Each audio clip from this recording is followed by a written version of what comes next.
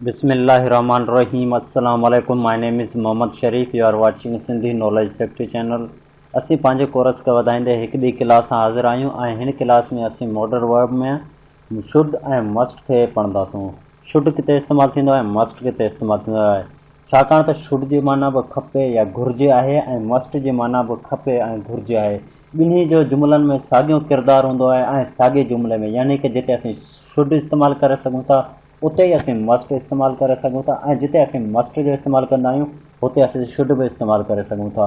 लेकिन असां कहिड़नि जुमिलनि में शुड ऐं कहिड़नि जुमिलनि में मस्ट इस्तेमालु कंदा आहियूं इहो सभु असां हिन क्लास में सिखंदासीं। लेकिन हिन क्लास खे स्टार्ट करण खां पहिरीं असांजी हिकु रिक्वेस्ट हूंदी, जेकॾहिं मां असांजे चैनल खे अञा ताईं नाहे सब्सक्राइब कयो त हींअर ई असांजे चैनल खे सब्सक्राइब करो ऐं साथ ई बेल आइकन वारे बटण ते क्लिक करो त जीअं अव्हांखे असांजी नेक्स्ट अचण वारी वीडियो जो नोटिफिकेशन मिली सघे। जेकॾहिं अव्हांखे हीअ वीडियो पसंदि अचे या वरी अव्हां असांखे सपोर्ट करणु चाहो था त हिन वीडियो खे हींअर ई लाइक करे छॾियो।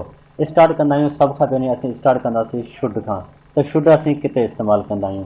शुड असीं इस्तेमालु कंदा आहियूं एडवाइस लाइ, यानी कि जंहिंखे असीं सलाह ॾियूं या वरी असां कंहिंखां सलाह वठूं त उते असां शुड जो इस्तेमालु कंदा आहियूं। अच्छा, यानी कि असां जिते कंहिंखे सलाह ॾियूं या वरी केरु असांखे सलाह ॾिए त असां शुड जो इस्तेमालु कंदा आहियूं। इन्हनि खे वधीक एग्ज़ाम्पलनि जी मदद सां क्लियर करूं था त शुड जो इस्तेमालु असीं सलाह लाइ कीअं इस्तेमालु कंदा आहियूं। जी you should go home now. तव्हांखे हाणे घरु वञणु घुरिजे, तव्हांखे हाणे घरु वञणु खपे। यानी कि आउं हिते सलाह ॾेई रहियो आहियां त हाणे टाइम थी चुको आहे, एतिरो वक़्तु थी चुको आहे त तव्हां हाणे भले घरु वञो, तव्हांखे घरु वञणु खपे। हिते आउं सलाह ॾियां पियो, तव्हांखे पढ़णु खपे, तव्हांखे लिखणु खपे, तव्हांखे कामयाबी ॾांहुं वधणु खपे। इहे जेके आहिनि इहो आउं सलाह ॾियां पियो, यानी कि ॿिए खे सलाह पियो ॾियां त तव्हांखे हीउ कमु करणु खपे, यानी कि सलाह ॾियां पियो त हिते असीं शुड जो इस्तेमालु कंदा आहियूं। ईअं खणी चवां त उहे जुमिला जिन जे लास्ट में खपे या घुरिजे अचे त उते बि असीं शुड जो इस्तेमालु करे सघूं था। नेक्स्ट एग्ज़ाम्पल आहे U should not talking well eating. तव्हां जॾहिं खाधो खाई रहिया हुजो तव्हांखे ॻाल्हाइणु न खपे, यानी कि हिते बि आउं सलाह पियो ॾियां त मानी खाइण दौरान तव्हांखे ॻाल्हाइणु न घुरिजे, तव्हांखे ॻाल्हाइणु न खपे। हिते हिकु ॿियो एग्ज़ाम्पल आहे जेको इंट्रागेटिव में आहे, शुड आई लीव नाउ। छा हाणे मूंखे वञणु घुरिजे, छा हाणे मूंखे वञणु खपे। हिते ॾिसो आउं सलाह ॿिए खां वठी रहियो आहियां, यानी कि ॿिए खे चई रहियो आहियां त हाणे मूंखे वञणु घुरिजे। हाणे आउं हुन जी मर्ज़ी, हुन जी सलाह घुरी रहियो आहियां त हू कहिड़ी सलाह ॾिए थो, हा तव्हां वञो या तव्हां न वञो। इहो असीं सलाह वठी रहिया आहियूं इंट्रागेटिव जी मदद सां, इंट्रागेटिव जी सूरत में। शुड जेको आहे असीं सलाह वठणु ऐं सलाह ॾियण लाइ इस्तेमालु कंदा आहियूं। मिसाल त मूंखे स्कूल वञणु खपे, तव्हांखे स्कूल वञणु खपे, असांखे कामयाबु थियणु घुरिजे। त अहिड़नि सलाहनि लाइ असीं शुड जो इस्तेमालु कंदा आहियूं। कुझु एग्ज़ाम्पल हेठि ॾिनासूं।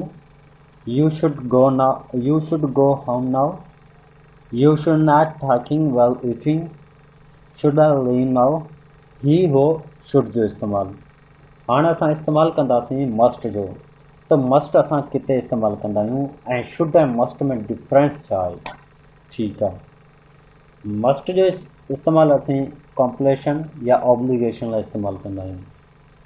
सभ खां पहिरीं असांखे इहो मालूम हुअणु खपे त कॉम्प्लेशन ऐं ऑब्लिगेशन आहिनि छा। कॉम्प्लेशन असां चवंदा आहियूं उहो कमु जेको असांखां ज़बरदस्ती करायो वञे या उहो कमु जेको असांखे ज़रूरी करणो हुजे तंहिंखे असीं कॉम्प्लेशन चवंदा आहियूं। ऑब्लिगेशन असां चवंदा आहियूं जेका असां ते ज़िमेदारी हुजे या असांजी ड्यूटी हुजे तंहिंखे असीं ऑब्लिगेशन चवंदा आहियूं। मस्ट जो असीं इस्तेमालु कंदा आहियूं, एग्ज़ाम्पलनि जे तौर सां क्लियर कंदासीं। इन खां पोइ अव्हांखे इहो ॿुधाईंदुसि त हिननि में डिफरेंस छा आहे, मस्ट किथे ऐं शुड किथे इस्तेमालु थींदो। एग्ज़ाम्पल असां वटि ॿ आहिनि। ही मस्ट अपोलाइज़ फॉर हिज मिस्टेक। हिन खे पंहिंजी ग़लती लाइ माफ़ी मंगणु घुरिजे या माफ़ी मंगणु खपे। एग्ज़ाम्पल नंबर 2 आहे he is mother not well, he must tech care of her. हिन जी माउ ठीकु न आहे, हिन खे हिन जी माउ जी हिफ़ाज़त करणु घुरिजे। हाणे असीं इन में डिफरेंस पढ़ंदासीं त मस्ट ऐं शुड में फ़र्क़ु कहिड़ो आहे।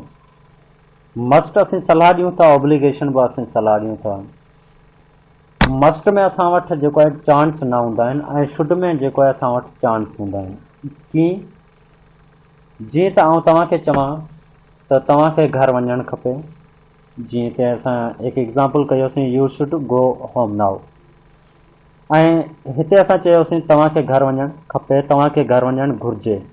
जेकॾहिं आउं हिते मस्ट खे इस्तेमालु करां, U must go home now, तॾहिं बि जुमिलो असांजो सही आहे।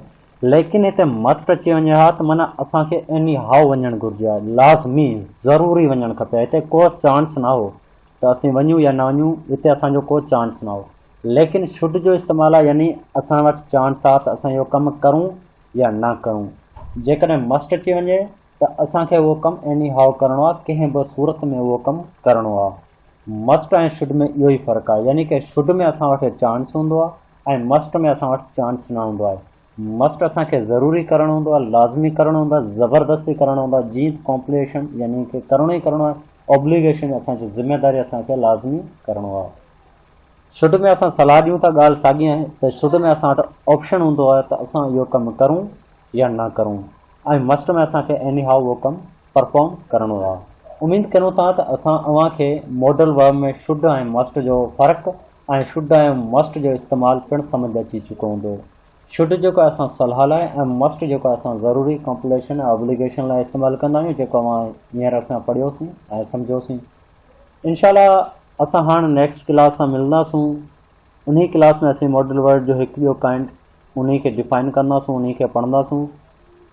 जेकॾहिं अव्हांखे हीअ वीडियो पसंदि आई हुजे, अव्हांखे इन वीडियो में का ॻाल्हि सम्झ आई हुजे त तव्हां इन वीडियो खे लाइक करियो, ऐं जेकॾहिं अव्हांखे हीअ वीडियो सम्झ न आई हुजे, पसंदि न आई हुजे, या हिन में अव्हांखे का मुश्किलात हुजे, का ॻाल्हि सम्झ न आई हुजे, त तव्हां असांखे कमेंट करे पुछा करे सघो था। असांजी हिकु रिक्वेस्ट हूंदी त शुड ऐं मस्ट तव्हां हिकु हिकु सेंटेंस ठाहे असांखे कमेंट करियो, ताकी असांखे ख़बर पवे त असां तव्हांखे जेको शुड ऐं मस्ट जे मुतालिक़ पढ़ायोसीं उहो अव्हांखे सम्झ अची चुको आहे। इंशाल्लाह असां नेक्स्ट क्लास में मिलंदासूं। तेसीं ताईं ख़ुदा हाफ़िज़। सिंध बारा जियन सिंधी टोपी अजरक बारा जियन इहा सिंध नदी रीता सिक भरी प्रीता रची नची